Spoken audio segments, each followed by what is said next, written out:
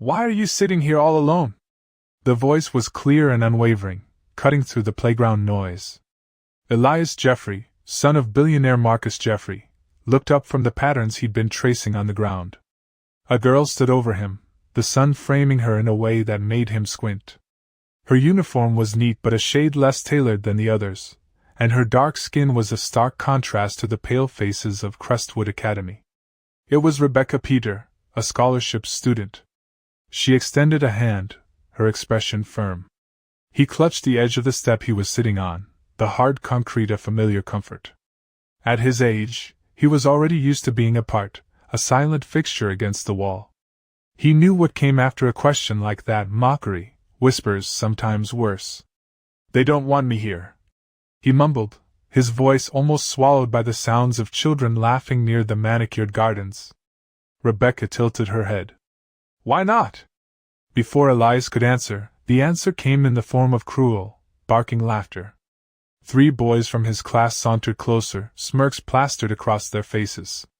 The ringleader, a boy named Leo, dragged his polished shoe through the pristine gravel. "Well, look at this," Leo sneered, his eyes locking onto the gleaming prosthetic leg that emerged from Elias's shorts. "The billionaire's little tin boy, trying to make friends with." He squinted at Rebecca, a look of theatrical confusion on his face. "Oh, right. The charity case." The other 2 howled. "Perfect," one chimed in, his voice dripping with malice. "The broken toy and the girl who doesn't belong. A pair of losers." Rebecca froze for a single heartbeat. She'd been teased before. Her second-hand textbooks, her less-than designer shoes.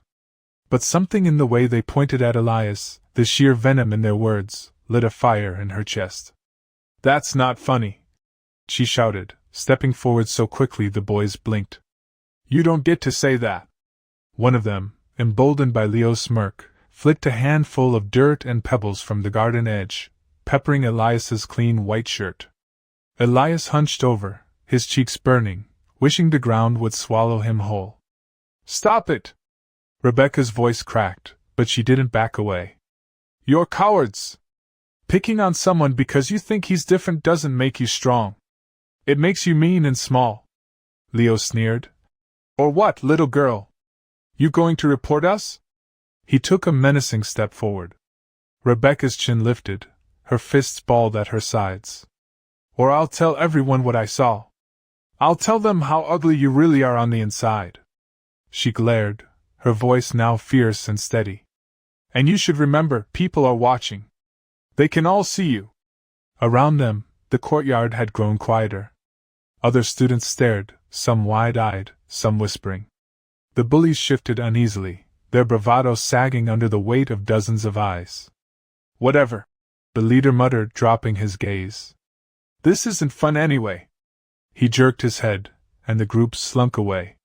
Elias sat frozen, the sting of humiliation still fresh. Rebecca immediately turned to him, pulling a crumpled tissue from her pocket. She began brushing the dirt from his shirt with careful swipes, her eyes soft now. "They're just dumb," she said firmly. "Don't let them make you feel small." Elias swallowed hard. His chest ached, but beneath the shame, her words planted something else. Something warm. "Why did you do that?" he asked, his voice trembling. Rebecca shrugged. "Because it was wrong. And because—" She broke into a grin, her smile sudden and bright. "I think you could be my friend." The sharp, commanding ring of the school bell echoed across the courtyard, and children scrambled toward the grand brick building. Elias stood slowly, his prosthetic knee clicking stiffly, and he stumbled. Without hesitation, Rebecca grabbed his arm, steadying him. "There," she said with a smile. "Better." For the first time in a very long time, Elias believed it. The ride home that afternoon felt longer than usual. Elias sat in the back of the black SUV, the air smelling faintly of leather and his father's expensive cologne. Marcus Jeffrey was on a call, his voice a low, commanding rumble of words like acquisitions and projections. Elias pressed his forehead against the cool, tinted glass. He should have been replaying the taunts, the sting of Leo's laughter. That was the usual rhythm of his afternoons. But today, another memory intruded, Rebecca, small but fierce, standing her ground for him. When the SUV pulled through the wrought iron gates of the Jeffrey estate, the mansion rose from the manicured lawns like a fortress. Inside, his stepmother, Evelyn, was waiting. She stood at the base of the sweeping staircase, every strand of her blonde hair perfectly in place, her smile wide but tight. "You're late," she said, brushing a piece of lint from Elias's shoulder that wasn't there. "And your uniform is filthy. Did you fall again?" Her eyes, sharp and calculating, dropped to his prosthetic. Elias stiffened. "No." She arched a brow. "Then why the dirt? You know your father expects you to represent this family properly." Marcus ended his call and placed a hand on Elias's shoulder, though his eyes were already scanning his tablet. "He's a boy, Evelyn.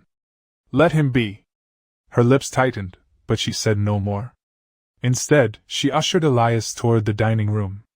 The long mahogany table was set for 3, candles flickering despite the afternoon light.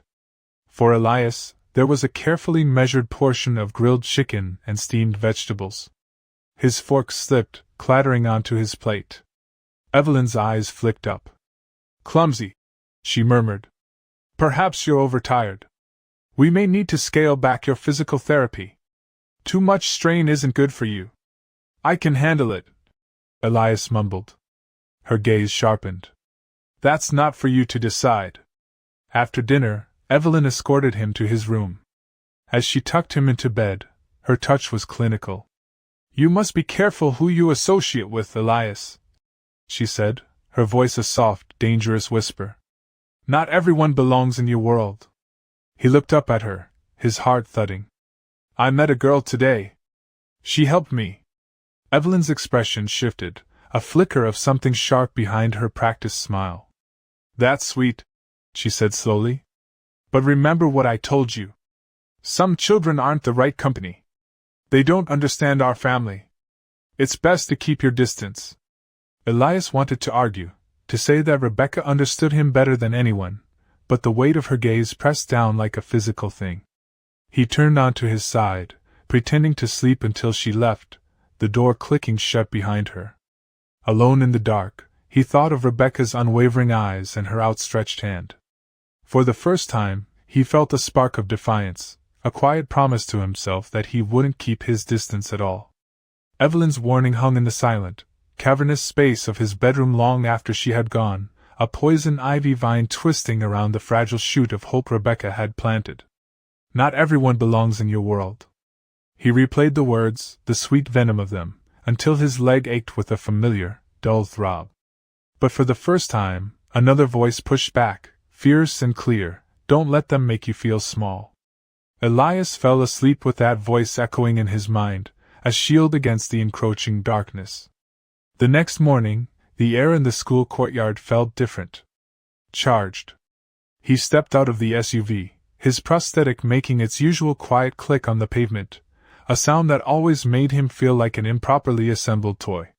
He braced himself for the whispers, for the sideways glances from Leo and his cronies, who were loitering near the water fountain. They saw him, and for a moment, Leo's lip curled into a sneer. But then their eyes darted across the yard, and the sneer faltered. Elias followed their gaze. "Hey, Elias!" Rebecca was waving from the swings, her grin wide and unafraid.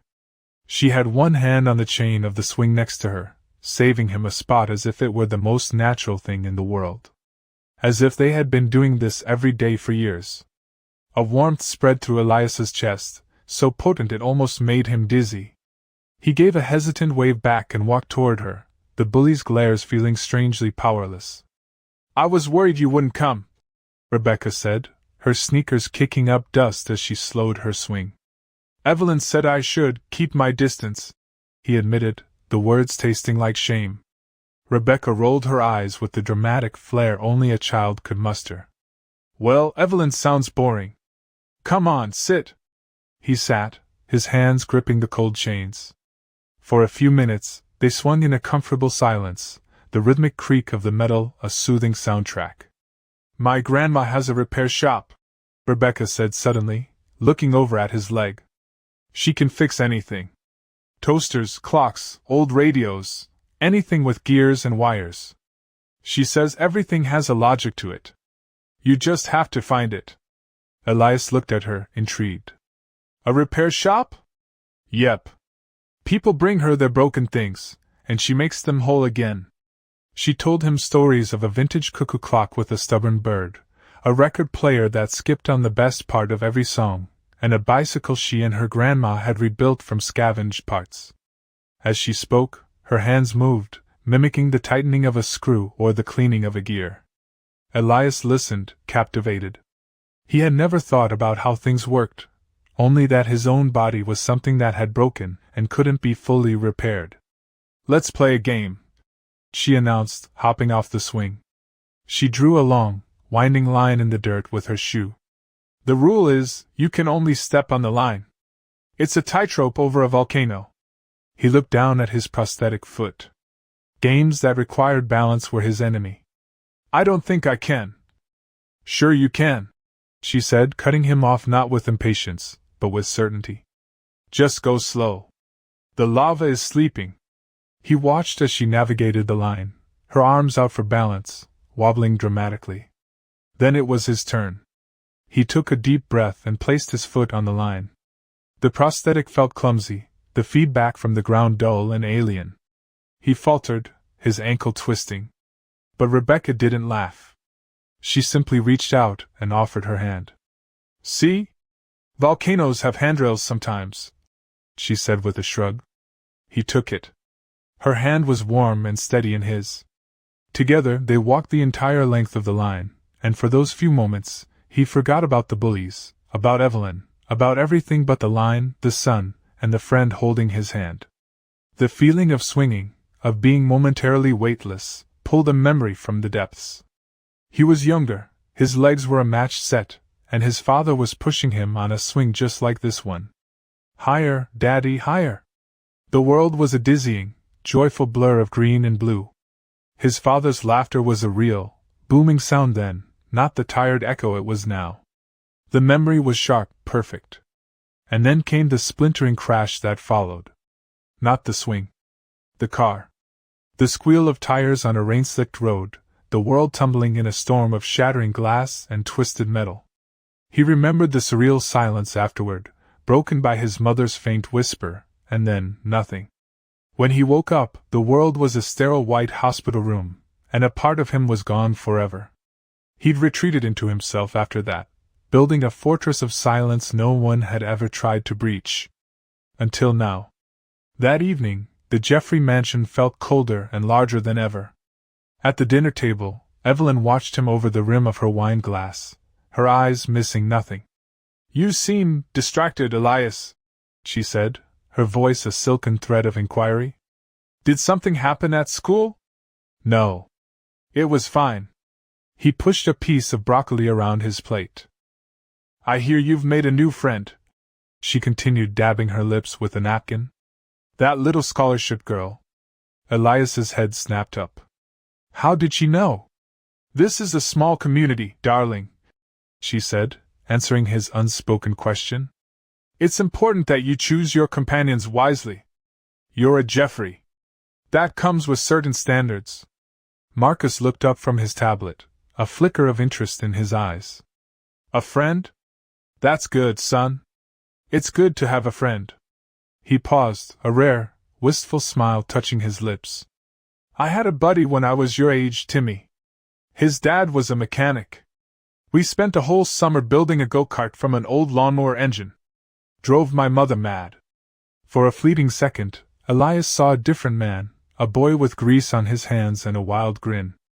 The connection was a fragile spark in the vast, cold room. But then Marcus's tablet buzzed, and the spark vanished. Sorry, he murmured, his attention already gone. I have to take this. He rose and left the room, his voice once again a low murmur of business. The silence he left behind was heavy. Evelyn placed a small porcelain cup and a vitamin dish beside Elias's plate. Here, darling. Your herbal tea to help you relax, and your vitamins for strength. He swallowed the pill and drank the tea, the sweet, cloying taste familiar on his tongue. A familiar lethargy began to creep over him, a heavy blanket settling over his thoughts. He always felt sluggish after his vitamins, but Evelyn said it was just his body healing. He had no reason not to believe her. Later, in his room, the school issue tablet on his nightstand lit up. A message had appeared.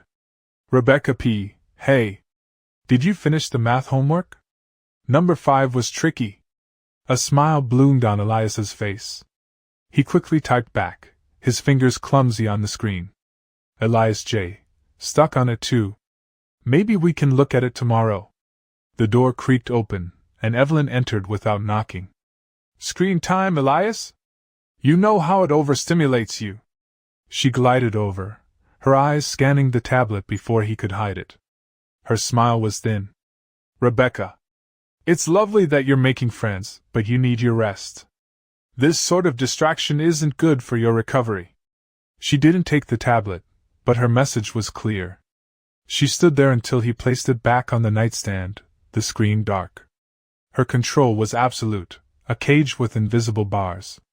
After she left, Elias lay in the dark, the warmth from Rebecca's message still glowing inside him. He refused to let Evelyn extinguish it. Slipping out of bed, he found a piece of paper and a pencil. He wasn't much of an artist, but he drew anyway. 2 stick figures on a set of swings, their heads tilted toward each other. One figure had a slightly straighter line for a leg. He looked at it, a secret testament to a day that had felt, for the first time, like his own. Carefully, he slid the drawing into the back of his sock drawer, beneath a pile of mismatched pairs he never wore. It was a small act of defiance, a hidden spark of hope in a house full of shadows. And he knew, with a certainty that calmed his racing heart, that it was a secret worth keeping. The drawing in his sock drawer felt like a secret sun, warming him from the inside out. For the first time, walking into the Crestwood Academy cafeteria didn't feel like stepping into an arena. Rebecca was already at a small table in the corner, saving him a seat. The simple act of her waving him over, a bright spot in the noisy, chaotic room, was enough to make the ever-present knot in his stomach loosen. As they ate, however, Elias could feel the familiar chill of being watched.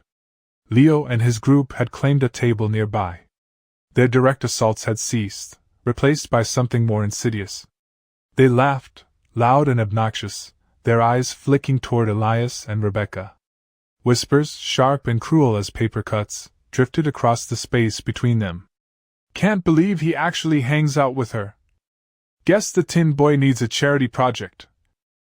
After lunch, most of the students spilled out into the courtyard for a game of kickball. A team captain, a friend of Leo's, deliberately overlooked Elias and Rebecca, his gaze sliding right past them as if they were invisible. They were left on the sidelines, a 2-person island in a sea of activity. One of the boys, chasing a stray ball, jogged past them and muttered just loud enough for them to hear. Wouldn't want the robot to break a gear. Elias flinched, the insult landing with pinpoint accuracy. But before the shame could take root, Rebecca stood up. She didn't shout. Her voice was calm, almost conversational, which made it cut even deeper. That's a weird thing to say, she said, looking the boy directly in the eye. He faltered, surprised. Especially since Elias is smarter than your whole team put together. You guys should be worried about your grades, not his leg. The boy's face turned red. He stammered something incoherent and hurried back to the game. Across the courtyard, a few other students who had overheard the exchange exchanged small, knowing nods. One girl offered Rebecca a brief, approving smile. The tide wasn't turning, not yet, but for the first time, Elias felt they weren't entirely alone. He sat on the bench, rubbing his leg. The confrontation had left him with a familiar ache, a dull throb where the prosthetic met his skin. Does it hurt right now? Rebecca asked, her voice soft. Elias hesitated, then nodded. It always hurts a little, he admitted, the words feeling heavy and strange to say out loud. Like it doesn't quite fit right. Evelyn says the discomfort is just part of it. Normal. Rebecca frowned, her brow furrowed in concentration. My grandma always says normal is just what people say when they're too lazy to find a real solution. If a toaster keeps burning the bread, you don't call it normal. You fix the wiring. She paused, thinking. You know, my Aunt Maria, Dr. Mendez, she's a prosthetist. She works with all kinds of complicated machines and mechanical stuff for people. She says everything should be designed for the person, not the other way around. She would never say pain is normal. The idea was revolutionary. For years he had been told to accept the pain, that it was his burden to carry.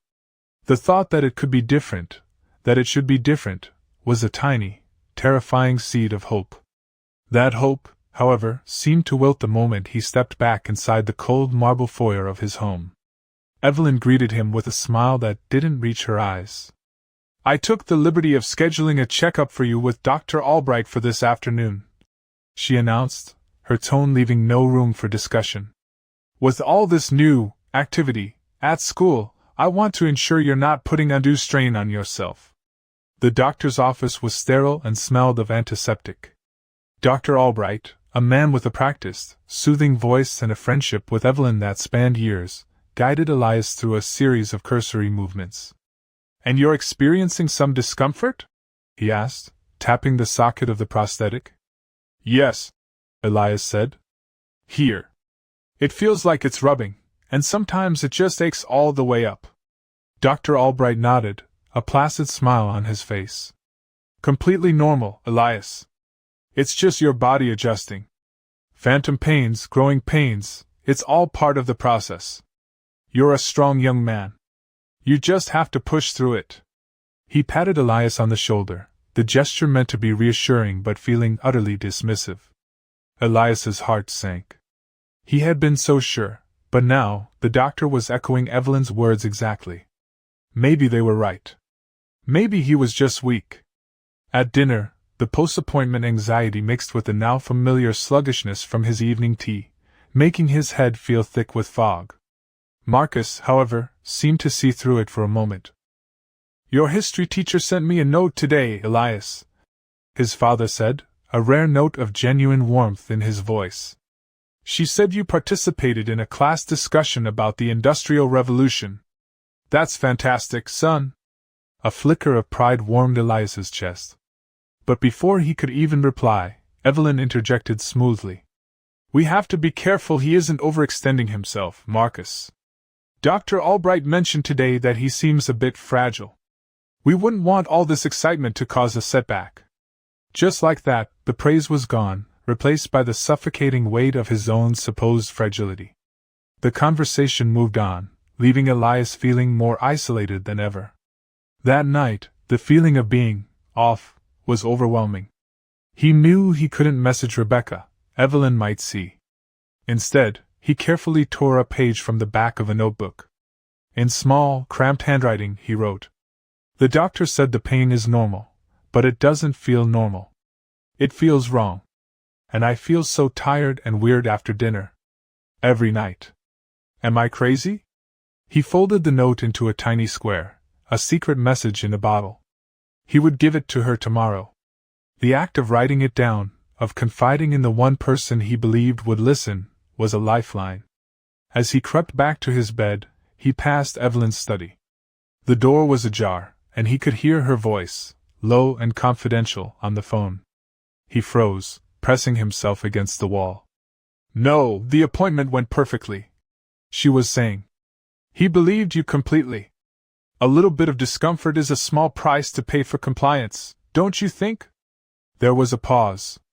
Elias held his breath, his heart pounding against his ribs. Don't worry, Evelyn's voice continued, cold as ice. He won't be a problem. As long as he believes he's fragile, he'll always need me. A cold dread washed over Elias, so intense it felt like he was drowning. It wasn't in his head. The pain, the sluggishness, the feeling of being wrong, it was real. And it was intentional. If this story touched your heart, let us know where you are watching from in the comments. Like this video to support more powerful stories like this, and don't forget to subscribe to the channel for more. Evelyn's voice from the hallway echoed in his mind, a chilling confirmation of his deepest fears. As long as he believes he's fragile, he'll always need me. The words were a key, unlocking 100 small moments of doubt and discomfort, revealing them not as weaknesses in himself, but as calculated acts of cruelty. He clutched the folded note in his pocket the next morning, the paper a fragile shield against the cold truth. He found Rebecca by the library doors, handing her the note without a word. She unfolded it, her dark eyes scanning the page, her expression shifting from curiosity to a fierce, protective anger. She didn't say, "I told you so." She didn't need to. She simply looked at him, her gaze steady and certain. "You're not crazy, Elias," she said, her voice a low, firm anchor. "You're being lied to." Later, during their physical education period, the class was tasked with a simple fitness circuit. On the walking lap, Rebecca fell into step beside him. She was quiet for a moment, her eyes fixed on his prosthetic leg as it moved. "There's a click," she said, her voice barely a whisper. "Every third step. A little click hiss. It's faint. Do you hear it?" Elias had been hearing it for years. It was part of the soundtrack of his life, a noise he had been told was normal. "Yeah," he mumbled. "Dr. Albright says it's just a joint settling." Rebecca shook her head, her mechanical instincts firing. "No. That's not a settling sound. That's a friction sound. It's like a bearing without enough grease, or a screw that's been tightened at the wrong angle. It means two parts are rubbing together when they shouldn't be." She pointed. "And look, when you put your weight on it, your whole hip has to shift to the side to compensate. It's out of alignment. It's forcing your entire body to work harder just to walk straight." After the class, feigning the need to return a book, they slipped into the quiet, musty-smelling library. On one of the school computers, Rebecca typed in, "Baloney prosthetic alignment principles." A dozen articles and diagrams appeared. She clicked on one from a medical journal. An image showed a diagram of a human skeleton with a perfectly aligned prosthetic, lines of force drawn in straight, clean vectors from the hip to the floor. Even to Elias's untrained eye, the difference was jarring. The image on the screen looked balanced, seamless. His own leg felt crooked, a constant, low-grade battle against gravity. "See?" Rebecca whispered, tracing the lines on the screen with her finger. "The energy is supposed to transfer straight down. Yours is fighting itself. No wonder it hurts."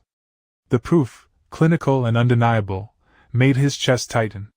It was real. The pain he'd been told to endure, the discomfort he'd been told was his own weakness, was a mechanical flaw. A flaw someone was choosing not to fix. As they left the library, their minds racing with the new, terrible knowledge, they nearly collided with Leo and his friends. Leo, with a smirk, stuck his foot out. It was a lazy, casual movement, almost deniable as an accident. Elias's foot caught, and he stumbled, lurching hard into the wall. A few months ago, he would have sunk to the floor, his face burning with shame. But not today. Inspired by the fire in Rebecca's eyes, fueled by the cold anger brewing in his own gut, he pushed himself off the wall. He looked directly at Leo, his voice quiet but shaking with a newfound strength. "Watch where you're going." Leo blinked, taken aback. He'd expected cowering, not confrontation. He mumbled a weak, "Whatever, tin boy," but there was no conviction in it. He and his friends moved on, glancing back as if seeing Elias for the first time. It was a small victory, but it felt monumental. That afternoon, Marcus left for a 2-day business trip to Shanghai. He gave Elias a distracted hug, his mind already thousands of miles away. "Be good for Evelyn, son," he said, and then he was gone, leaving Elias in the vast, silent house under her complete control. Evelyn seemed to sense the subtle shift in him, the tiny crack in his armor of compliance. She ramped up her care, immediately. "You look terribly pale, Elias," she said that evening, placing an extra-large mug of her herbal tea on the table beside him. "The stress of the school day is clearly too much for you. Drink all of this. It will help you rest." The next day, Rebecca came over, using a joint history project as the perfect excuse. She walked into the grand foyer of the mansion, her eyes wide as she took in the sweeping staircase and cold marble floors. "It's big," she whispered to Elias. Like a museum where nobody is allowed to have fun. They were working at the massive dining room table when Marcus's face appeared on Evelyn's tablet. Just calling to check in. His voice boomed from the speaker. Daddy! Elias's face lit up. And who is this? Marcus asked, his eyes crinkling as he saw Rebecca. This is my friend, Rebecca, Elias said proudly. We're working on our project about the Silk Road. Rebecca gave a small, confident wave. It's nice to meet you, Mr. Jeffrey. A pleasure, Rebecca, Marcus said, clearly impressed by her polite demeanor. Glad to see Elias has such a smart friend. You keep him on his toes, you hear? I will, sir, she said with a grin. Evelyn, standing by with a tight, forced smile, seethed with a barely concealed irritation. As soon as Marcus hung up, her tone turned condescending. It's so wonderful that the school's scholarship program gives opportunities to children like you, Rebecca, she said, placing a plate of cookies on the table that felt more like a dismissal than a treat. Rebecca didn't flinch. I'm very grateful for the opportunity, she said, her voice even and dignified. My grandma says a good mind is a terrible thing to waste, no matter where it comes from. The subtle power struggle was a silent, crackling thing between them. As Rebecca began packing up her books to leave, Elias remembered the pill. His daily vitamin sat in its small porcelain dish on the sideboard, waiting for him. Evelyn, could I have a glass of water, please? He asked, his heart starting to pound. Of course, darling. Evelyn turned and walked toward the kitchen. It was the moment they needed. Elias's eyes darted from the pill to Rebecca. Understanding passed between them in an instant. With a movement so swift and natural it was almost invisible, Rebecca walked past the sideboard, her hand brushing over the dish. She palmed the small white pill, her fingers closing around it as she continued toward the front door. By the time Evelyn returned with the water, Rebecca's backpack was on her shoulder. Thank you for having me, Mrs. Jeffrey, she said, her expression a perfect mask of polite gratitude.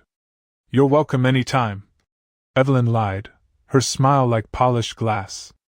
After the heavy front door clicked shut, Elias stood in the silent hall, the glass of water trembling in his hand. He was terrified, but for the first time, he wasn't alone in his fear. Rebecca had the evidence. She had a piece of the truth, tucked away in her pocket. The armor had cracked, and now, finally, a sliver of light was getting in. The school day felt impossibly long. Every tick of the clock was a drumbeat of anticipation and dread. Elias could barely focus on his lessons, his mind replaying the moment Rebecca slipped the pill into her pocket. It was a tiny act of rebellion, but it felt as significant as a declaration of war. He found her during their lunch break, tucked away in an unused corner of the school library, shielded from view by towering shelves of forgotten books. Rebecca didn't waste time with pleasantries. She slid a folded piece of paper across the table, her face grim. I gave the pill to my aunt last night, she whispered, her voice low and urgent. She has a friend who works in a lab. She ran a preliminary analysis. Elias's hands trembled as he unfolded the note. It was a single line of text, written in Rebecca's neat, practical handwriting. Preliminary screen positive for benzodiazepine class compounds. Mild sedative. He stared at the words, his blood running cold. Sedative. The word was alien, clinical, terrifying. He thought of all the times he'd felt that strange, heavy fog descend after taking his vitamin. The sluggishness he couldn't shake, the way his thoughts seemed to move through thick mud, the anxiety that Evelyn said was just part of his condition. It wasn't his condition. It was the pill. She's been drugging me, he whispered, the realization hitting him with the force of a physical blow. He felt sick. All those evenings spent in a haze, all the mornings he struggled to wake up, all the moments his mind felt clouded and slow, Evelyn had done that to him. On purpose. Rebecca reached across the table and placed her hand over his. My aunt said it's a low dose, she said softly. Not enough to knock you out, but enough to, well, enough to keep someone quiet. Compliant. To make them feel tired and anxious and maybe a little confused. The pieces clicked into place with horrifying clarity. It was why he never had the energy to argue, why he felt too tired to question things, why his world had felt so small and manageable under her care. She hadn't just made him fragile on the outside, she had been systematically weakening him from the inside. He looked at Rebecca, at her worried, determined face, and a wave of gratitude so intense it almost brought tears to his eyes washed over him. She was the only one who had ever looked close enough to see the truth. "Why are you doing all this for me?" he asked, his voice cracking. Rebecca looked down for a moment, a rare flicker of vulnerability in her eyes. "Because I know what it's like," she said quietly. "To have people look at you and decide who you are before you even open your mouth. At my old school, I was just that poor kid. Here I'm the scholarship girl. My grandma, she works so hard. Her hands are always sore from fixing other people's broken things, but sometimes there's not enough money for our own." She looked up, her gaze meeting his. "People see us and they think they know our whole story. They think because you have money, you can't have problems. And they think because I don't, I'm not as smart or as good as them. They're wrong, Elias. About both of us." In that dusty corner of the library, surrounded by the silent stories of 1,000 books, they were no longer just the billionaire's son and the scholarship girl. They were just Elias and Rebecca, two friends bound by a shared secret and a growing resolve. Evelyn, however, was not one to leave things to chance. With Marcus still away, she began her own subtle campaign of sabotage. During a quiet dinner, she fixed Elias with a look of practiced concern. "I worry about you, Elias," she began, her voice dripping with false sympathy. "I know this Rebecca girl is your friend, but you must be careful. I heard from one of the other mothers on the school board that there have been issues with some of the scholarship students." Elias froze, his fork halfway to his mouth. "What kind of issues?" "Oh, nothing for you to worry your head about," she said dismissively. "Just troublemaking. A lack of respect for the school's values. People from different backgrounds sometimes struggle to adapt. They can be resentful. It's best you don't get caught in the middle of it." It was a lie, crafted to sound like a reasonable warning, designed to plant a seed of doubt. The next day at school, the seed began to sprout. A rumor, ugly and baseless, started to circulate. It whispered that Rebecca had cheated on a math test, that her scholarship was under review. Elias saw the other students looking at her differently, their expressions a mixture of suspicion and smug satisfaction. Leo and his friends amplified the rumor with relish, their taunts now laced with a new poison. "Better watch your answers, tin boy," one of them sneered as Elias passed. "Your girlfriend might be copying them." Elias's loyalty was being tested. Evelyn's words, the whispers in the hall, they were all designed to pull him away from Rebecca, to isolate him once more. But her plan backfired. The lies didn't create doubt, they solidified his resolve. He knew Rebecca. And he knew Evelyn. He chose who to believe. He made a point of sitting with Rebecca at lunch, of walking with her between classes, of showing everyone that he was on her side. His small acts of public loyalty were a silent rebellion, and he could feel Evelyn's invisible net tightening in response. The weekend brought a lavish charity gala held at the Jeffrey estate. Marcus was back, and the mansion was filled with a sea of glittering dresses and tailored tuxedos. Elias was expected to make an appearance, to be the polite, quiet son. He stood by his father's side, his leg aching in a way that had become agonizingly familiar. The pain was a constant, throbbing reminder of the lies he was living. As a group of his father's business associates cooed over him, one of them, a woman with a kind face, asked, "How are you managing with that prosthetic, young man? It must be difficult." Before he could answer, Evelyn swept in, placing a proprietary hand on his shoulder. "He's a trooper," she said, her voice bright and cheerful. "He barely even notices it anymore, do you, darling?" Something inside Elias snapped. He looked from Evelyn's perfectly composed face to the kind woman, and for the first time, he didn't swallow his pain. "Actually," he said, his voice clearer and louder than he intended. "It hurts all the time." The small group fell silent. Evelyn's smile tightened, a barely perceptible crack in her flawless facade. Marcus looked down at him, a flicker of genuine concern in his eyes. "It does?" his father asked. "Yes," Elias said, looking directly at Evelyn. "Dr. Albright says it's normal. But it doesn't feel normal." The moment was charged. A small bomb of truth detonated in the middle of a polite party. Evelyn quickly steered the conversation away, her laughter a little too loud, but the damage was done. Elias had spoken up. He had contradicted her in public. He saw the cold fury in her eyes, and he knew he had crossed the line. But as he stood there, his leg throbbing, he didn't feel fear. He felt a vow solidifying in his heart. He would not just accept the pain anymore. He would find out why it was there. And he would expose the person who was putting it there. The fallout from the gala was a quiet, chilling affair. Evelyn didn't raise her voice. She didn't need to. Her anger radiated from her in silent, punishing waves. She was colder, her smile sharper, her care more suffocating than ever. But Elias had crossed the threshold. The fear was still there, a cold knot in his stomach, but it was now overshadowed by a burning, righteous anger. He had told the truth, and he would not take it back. The real blow, however, fell a few days later. It didn't land on him, but on Rebecca, and the impact was devastating. He found her by the swings where their friendship had begun, but she wasn't swinging. She was sitting on the wooden seat, perfectly still, staring at a letter in her hands. Her shoulders were slumped, and even from a distance, Elias could feel the aura of defeat around her. "Rebecca?" he asked gently, his heart sinking. "What's wrong?" She looked up, and he was shocked to see her eyes glistening with unshed tears.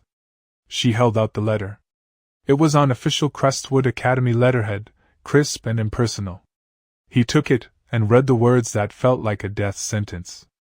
"A review of your academic and disciplinary record has revealed infractions that are inconsistent with the standards of the Jeffrey Family Scholarship Trust. As such, we regret to inform you that your scholarship has been revoked, effective at the end of the current term." "Infractions?" Elias's voice was a choked whisper. "What infractions? You've never been in trouble for anything." "They say I was caught cheating on the math test," she said, her voice hollow. "They say a teacher filed a report about disruptive and disrespectful behavior. Elias, none of it is true. I've never cheated in my life." The pieces slammed together in Elias's mind with sickening certainty. Evelyn. The rumor she had started, the warning she had given him, her position on the school board, it was all connected. This was her move, her checkmate. She couldn't break their friendship, so she was trying to remove Rebecca from the board entirely. "It was her," he said, the name catching in his throat. "Evelyn did this." Devastation gave way to a flash of Rebecca's familiar fire. "But how can we prove it?" she asked, crumpling the letter in her fist. "It's my word against the teacher's report and the whole school board. Nobody will believe me." "I believe you," Elias said, his voice fierce with conviction. "And we're not going to let her win." They spent the rest of the day in a hushed, frantic huddle, plotting. Rebecca's sharp, logical mind, honed by years of fixing her grandmother's machines, kicked into gear. "We can't just accuse her," she reasoned. "We need proof. A paper trail. Something they can't deny." Her wit, usually a source of laughter, was now a weapon. If she fabricated a report, there has to be a record of it. A fake email, a note in a file. People like her, they're arrogant. They think they can't be caught. They get sloppy. The plan was terrifyingly audacious, but it was all they had. The tension followed them into the cafeteria the next day. The rumor about Rebecca's scholarship had spread like wildfire, and now it seemed to have been confirmed. Students stared and whispered openly. The air was thick with smug judgment. It was the perfect environment for Leo and his cronies to strike. They swaggered over to the table, their shadows falling over Elias and Rebecca's lunch trays. Heard the news, charity case? Leo sneered, his voice loud enough for the whole cafeteria to hear. Guess they finally figured out you don't belong here. Cheating your way in wasn't smart. Rebecca went rigid, her knuckles white around her fork. But before she could even speak, Elias stood up. The scraping of his chair legs on the tile floor was a raw, jarring sound in the suddenly quiet room. Shut up, Leo, he said. The entire cafeteria seemed to hold its breath. Elias Jeffrey, the quiet, broken boy, had never stood up to anyone. Leo was so surprised he actually laughed. What did you say? I said, shut up. Elias repeated, his voice stronger now, fueled by a rage he hadn't known he possessed. You don't know anything about her. She's smarter and works harder than you ever will. She belongs here more than you do. Now leave us alone. For the second time, Leo found himself speechless in the face of an unexpected defense. He looked from Elias's blazing eyes to the shocked faces of the students around them and faltered. With a muttered curse, he and his friends retreated, their bullying bravado deflating under the weight of 100 pairs of eyes. The moment was a victory, but a short-lived one. The real battle was at home. That evening, Marcus returned late from work, his face etched with exhaustion. Evelyn, by contrast, was glowing with a subtle, triumphant energy. She didn't mention the scholarship, but her gloating was evident in the way she looked at Elias, a smug, knowing glint in her eyes. Elias knew he had to act. While Evelyn was on a lengthy phone call in her study, he slipped into his father's home office. He remembered Dr. Albright sending over his medical notes, for insurance purposes. His father, a man of meticulous records, would have them on file. His heart hammered against his ribs as he searched the digital filing system. He found it, a folder labeled Elias Medical. He clicked it open. There were dozens of reports from Dr. Albright, filled with clinical language. But as he scrolled through them, a pattern emerged. Every report detailed his subjective complaints of pain, followed by the doctor's assessment. No objective mechanical issue found. Discomfort is psychosomatic/related to patient's anxiety. It was a lie, written over and over again. Dr. Albright wasn't just dismissing his pain. He was actively documenting a false narrative, creating a paper trail of lies to protect Evelyn. Elias quickly saved a copy of the most recent reports to a hidden folder on the school tablet. It was the first piece of concrete evidence. His small victory was cut short. The next morning, Rebecca met him by the school gates, her face pale with dread. It's worse, she said, her voice trembling. They called my grandma last night. The headmaster said if I can't provide a satisfactory explanation for the cheating allegation by the end of the week, they're moving to expel me. Expulsion. The word hung in the air between them, heavy and final. It wasn't just about the scholarship anymore. This would follow her forever. Evelyn wasn't just trying to get rid of her, she was trying to ruin her future. The breaking point had been reached. They were out of time. If this story touched your heart, let us know where you are watching from in the comments. Like this video to support more powerful stories like this, and don't forget to subscribe to the channel for more. The threat of Rebecca's expulsion lit a fire under Elias. The quiet, simmering anger he had harbored for years erupted into a roaring blaze of determination. There was no more time for quiet plotting or secret notes. He had to act, and he had to do it now. That evening, he walked into his father's study, a place he usually avoided. Marcus was at his desk, the glow of his laptop illuminating the exhaustion on his face. Dad, Elias said, his voice steadier than he felt. I need to see a new doctor for my leg. Marcus looked up, his brow furrowed. What's this about? Dr. Albright is the best in the field, son. He's not listening to me. Elias insisted, his voice rising with an urgency that was impossible to ignore. He just says the pain is normal. But it's not. Rebecca's aunt, she's a prosthetist. Her name is Dr. Mendez. Please. I just want her to look at it. One appointment. His father studied him, a flicker of something, perhaps the memory of the gala, the public declaration of his pain, in his eyes. He saw the desperate sincerity on his son's face, an assertiveness he had never witnessed before. With a heavy sigh, Marcus relented. "All right, Elias. One appointment. I'll have my assistant schedule it." The victory felt monumental. A few days later, Elias found himself in a clinic that was a world away from Dr. Albright's sterile, unwelcoming office. Dr. Mendez's workspace was bright, filled with blueprints, tools, and plaster molds. It felt less like a doctor's office and more like an inventor's workshop. Dr. Maria Mendez was a woman with warm, intelligent eyes and hands that moved with a quiet, practiced confidence. Marcus, looking impatient and out of place, sat in the corner, scrolling through his phone. Dr. Mendez didn't begin with condescending questions. She began by listening. She asked Elias to walk, to sit, to stand, watching his every movement with an intense focus. Then, she had him remove the prosthetic. She examined it carefully, her expression growing more serious with each passing moment. "Mr. Jeffrey," she said, turning to Marcus, her voice firm and clear. "I need you to see this." Reluctantly, Marcus put down his phone and walked over. Dr. Mendez pointed to the socket of the prosthetic. "Do you see this padding?" she asked, indicating an area where the material was worn dangerously thin. "And here, this strut has been adjusted to a 5-degree outward angle. This isn't a minor misalignment, Mr. Jeffrey. This is structurally incorrect. It's been deliberately configured to force his weight onto the most sensitive part of his residual limb. It's designed to cause pain and instability." Marcus stared, his face paling as the technical jargon settled into a horrifyingly simple truth.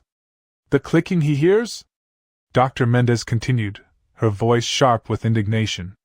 "It's the sound of the primary joint grinding against its housing because of the misalignment.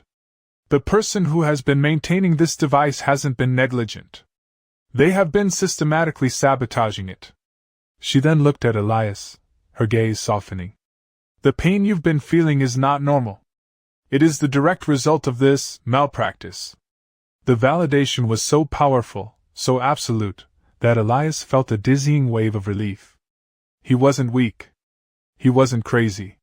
He had been right all along. Emboldened, he took a deep breath.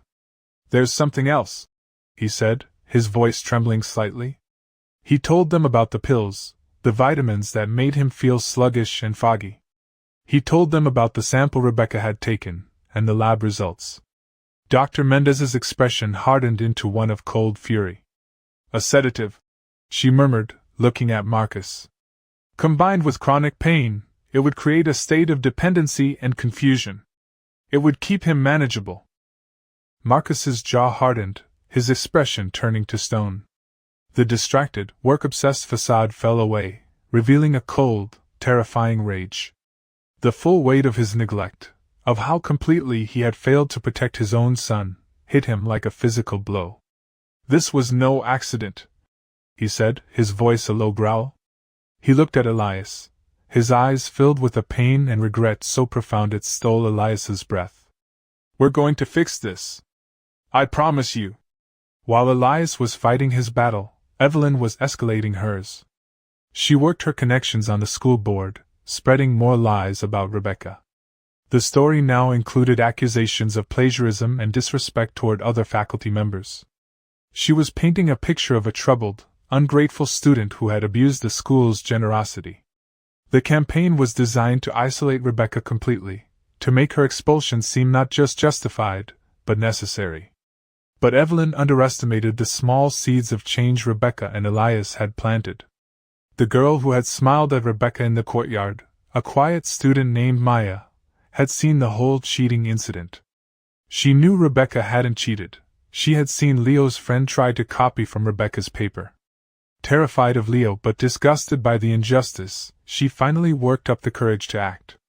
She wrote an anonymous letter to the headmaster detailing exactly what she saw, corroborating Rebecca's story. Unaware of this new development, Elias left the clinic with his father, feeling as though a great weight had been lifted from his shoulders. The truth was out. He had been heard. He had been believed.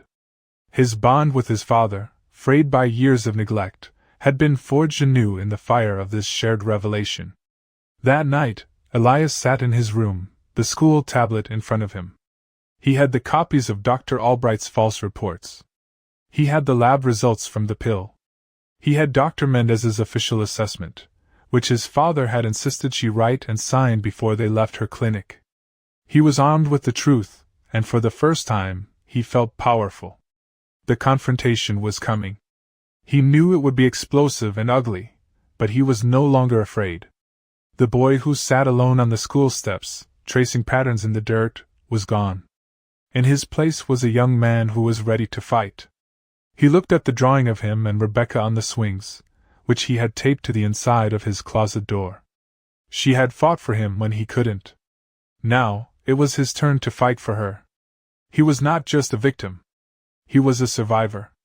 And tomorrow, he would be a warrior. The air in the Crestwood Academy cafeteria crackled with tension. Rebecca's expulsion hearing was scheduled for the end of the week, and the school was a hotbed of whispers and accusations. To everyone's surprise, Elias and Rebecca walked in together, their heads held high, and sat at their usual table. It was a silent act of solidarity, a refusal to be intimidated, and it did not go unnoticed. Leo and his friends, emboldened by what they saw as Rebecca's inevitable downfall, decided it was time to gloat. As Elias got up to throw away his trash, one of Leo's friends stuck out a foot.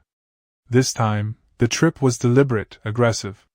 Elias stumbled hard, his tray flying from his hands and clattering across the floor with a deafening crash. Milk splashed across his uniform, and a ripple of cruel laughter spread through the cafeteria. "Look at the rich kid, can't even stand on his own 2 feet. Leo jeered, his voice dripping with malice.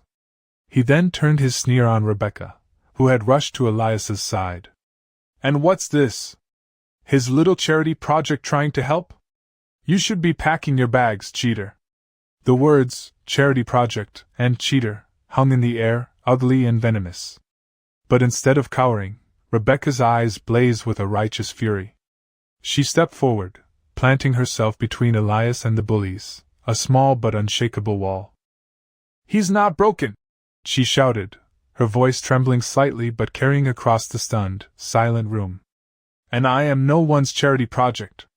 You think hurting people makes you strong? It makes you weak, and it makes you small." The raw power of her conviction silenced the room. Students stared, their mouths agape. The bullies, taken aback by her ferocity, faltered. "She's right," a voice said, clear and steady. Everyone turned. Elias was pushing himself up, his face streaked with milk but his expression resolute. He stood, not hiding behind Rebecca, but beside her. "You're just cowards," he said, his voice resonating with a strength no one had ever heard from him before. "Picking on us doesn't make you powerful. It just shows everyone how ugly you are on the inside." The ringleader, flustered and enraged by this united front, lunged forward, trying to shove Rebecca. But she stood her ground, unyielding. Just as the tension reached a breaking point, a teacher rushed over, her sharp voice cracking through the charged atmosphere. "That is enough, Leo!" The moment was defused, the bullies dragged away toward the headmaster's office. But as Elias and Rebecca gathered the spilled tray, a new sound filled the cafeteria. It wasn't laughter or whispers of ridicule. It was a low murmur of admiration. Several students, including Maya, came over to help them, offering napkins and quiet words of support. The tide had finally, definitively turned. They weren't outcasts anymore, they were leaders. The storm that had broken in the cafeteria was nothing compared to the one brewing at the Jeffrey mansion. That evening, the dinner table was set with its usual, sterile perfection, but the atmosphere was thick with an unspoken dread.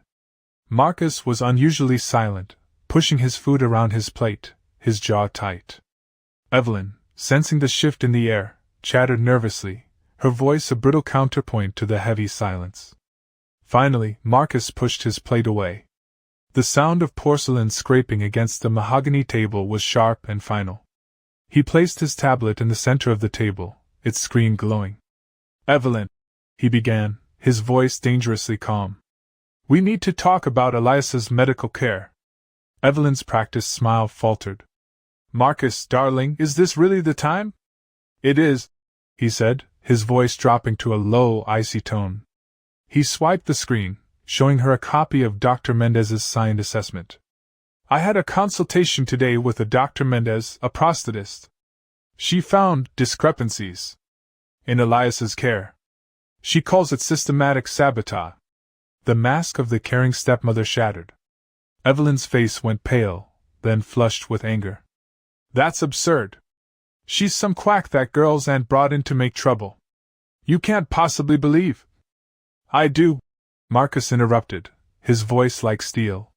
He swiped the screen again, displaying Dr. Albright's reports, the ones Elias had found, with their repeated lies about psychosomatic pain. And I believe these, too. Years of reports, all saying his pain was in his head, when it was a direct result of the care you and your friend Albright were providing. He's a manipulative boy, Evelyn shrieked, turning her fury on Elias. He's always been this way, trying to get attention. No, Elias said, his own voice cutting through her tirade. He stood up, no longer a timid boy but a young man claiming his truth.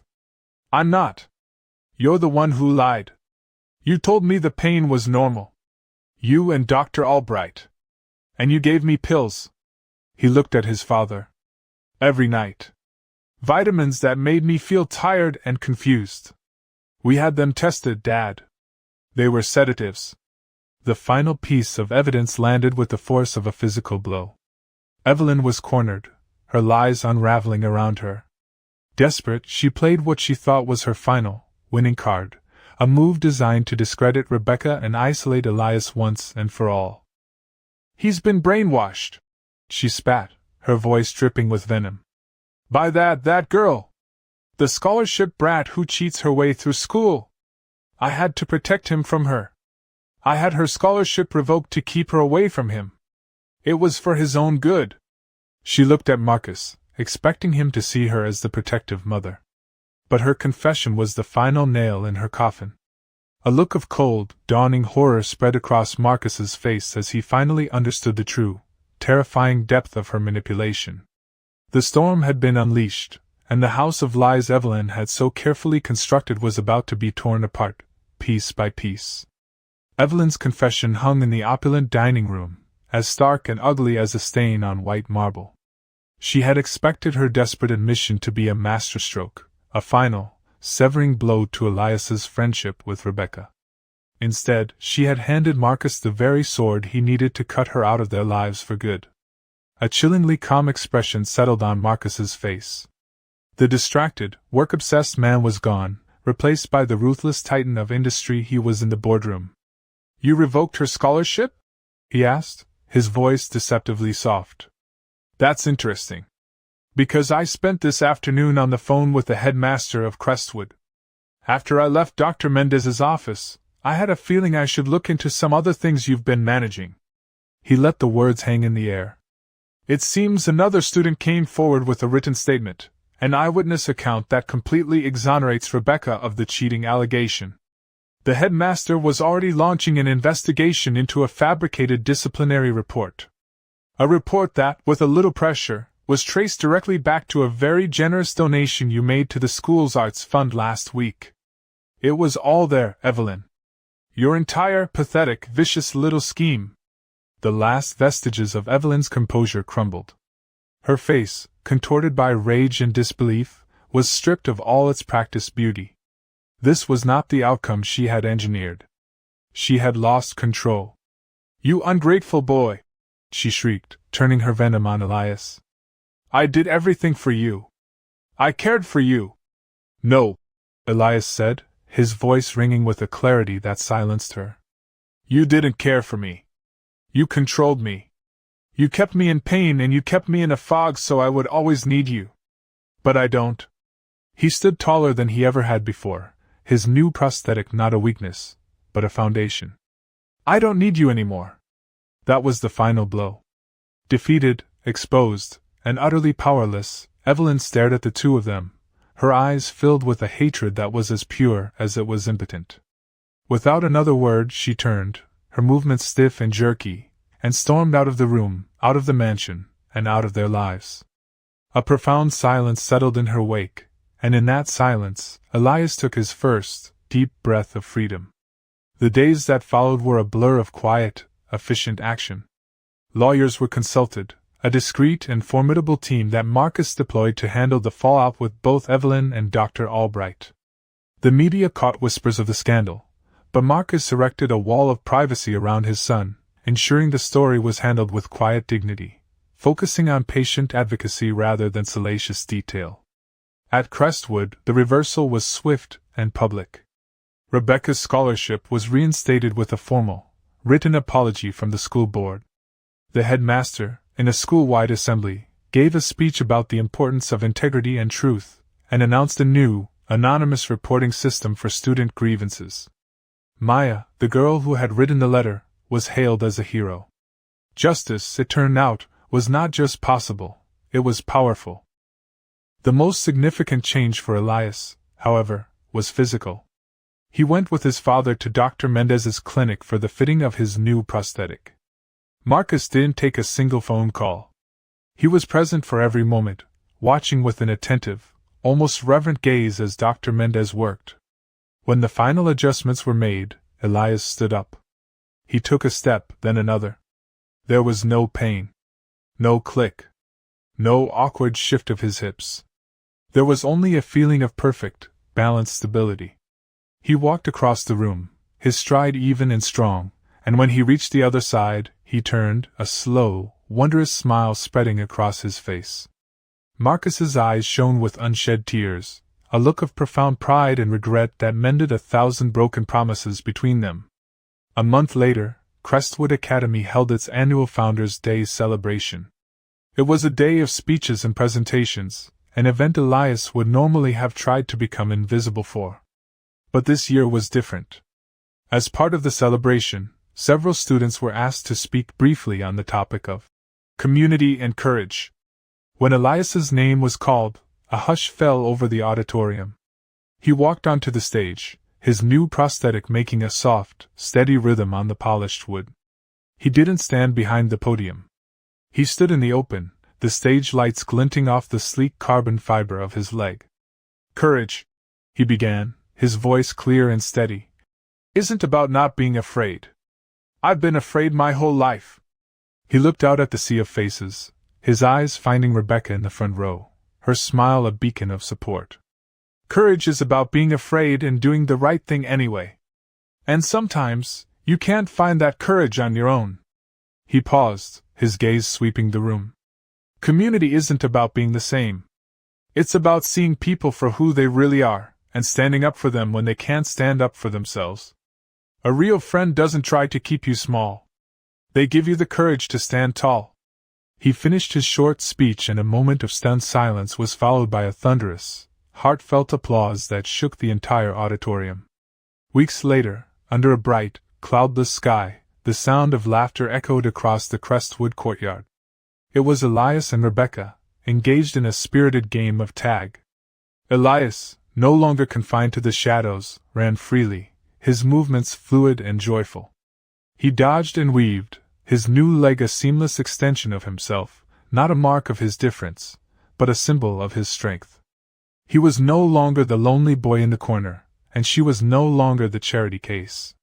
They were just Elias and Rebecca, friends who had faced down the darkness and chosen the light. As he chased her across the pristine lawn, his laughter ringing out, pure and unburdened, he was finally, truly, liberated. If this story touched your heart, let us know where you are watching from in the comments. Like this video to support more powerful stories like this, and don't forget to subscribe to the channel for more.